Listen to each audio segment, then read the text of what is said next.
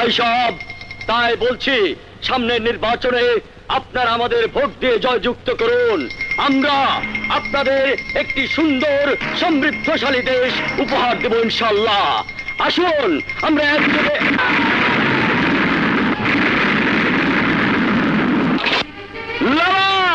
সন্তোষ।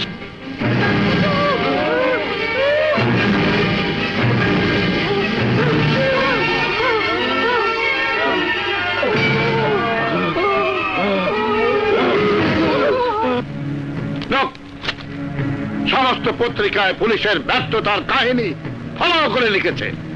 দিনের পর দিন সন্ত্রাস, অপহরণ, লুটতরাজ, রাহাজানি আর বোমাবাজি হচ্ছে, অথচ আমরা কিছুই করতে পারছি না।